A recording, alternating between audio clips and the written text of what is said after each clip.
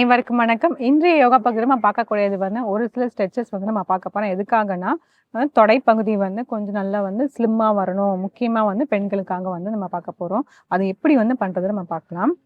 இதுல வந்து ஒரு கால் வந்து நம்ம வந்து இப்படி மடக்கணும்.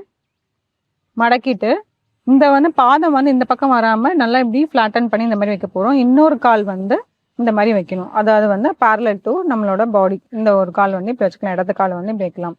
இப்போ வந்து இடது கையை வலது தோள்பட்டை மேலேயும் வலது கையை இடது தோள்பட்டை மேலேயும் வச்சுட்டு அப்படியே வந்து இடுப்பு வந்து மேலே தூக்கணும். அதாவது கொஞ்சம் மேலே ஏஞ்சி வந்து பண்ண போகிறோம். அதை வந்து முட்டியில் வந்து பேலன்ஸ் பண்ணி நிற்கிற மாதிரி பண்ண போகிறோம். அப்படியே பொறுமையாக இப்படி எழுந்து வந்து நிற்க போகிறோம். மறுபடியும் வந்து உட்கார்ந்துடலாம். இந்த மாதிரி ஒரு சில முறைகள் 2 3 4 5 6 தளர்த்திக்கலாம்.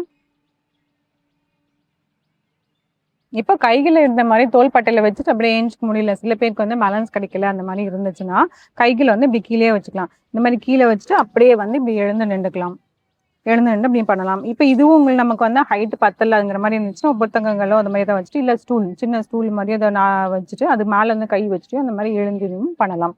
ஃபர்ஸ்ட்டு அந்த மாதிரி பண்ணிக்கோங்க. அதுக்கப்புறம் முடிஞ்சிச்சுன்னா கரெக்டாக வருதுங்கிற மாதிரி இருந்துச்சுன்னா கைகளை வந்து தோள்பட்டையில் வச்சு நம்ம பண்ணிடலாம். இப்போ அப்படியே வந்து நம்மளோட இடது பக்கம் வந்து பண்ண போகிறோம். காலை கொஞ்சம் கூட தளர்த்திக்கலாம். தளர்த்திட்டு அதுக்கப்புறமேட்டு இடது பக்கம் வந்து பண்ணிடலாம்.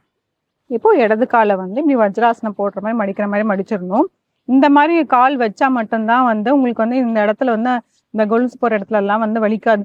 இப்படி வச்சுருந்தோம்னா அந்த அலைன்மெண்ட்டே ஃபுல்லாக மாறிடும். இந்த இதுவே ஃபுல்லாக திரும்பிடும். அதனால இந்த கால் பாதங்கள் வந்து நல்லா இப்படி பின்னோக்கி இப்படி வைக்கிற மாதிரி வச்சுட்டு வலது காலை இதை ஒட்டி வந்து இப்படி வைக்கணும். இப்போ கைகளை தோள்பட்டையில் வச்சு பண்ணிட்டு அப்படியே ஒரு 6 முறை வந்து எழுந்து நின்று பண்ணலாம். 1 2 3 4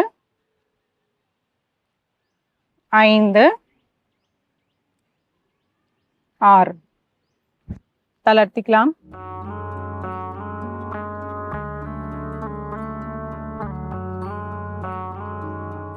ஒரு சில பேருக்கு வந்து இந்த முட்டி பகுதியில் வந்து அந்த வஜ்ராசனம் போடும் போது வந்து வலிக்கிற மாதிரி இருந்துச்சுன்னா கொஞ்சம் வந்து தளர்த்திட்டு பண்ணிக்கோங்க. அப்படி இல்லைன்னா ஏதாவது வந்து டவல் அந்த மாதிரி ஏதாவது வச்சுட்டு கூட சைடில் வச்சுட்டு கூட நம்ம வந்து பண்ணுறதுனாலும் பண்ணலாம். ஸோ இந்த மாதிரி நமக்கு ஏற்ற மாதிரி வந்து ஒரு சிலதை வந்து அப்படியே மாடிஃபை பண்ணிட்டு பண்ணும்போது பார்த்தீங்கன்னா அதோட ரிசல்ட் வந்து ரொம்பவே நல்லாயிருக்கும்.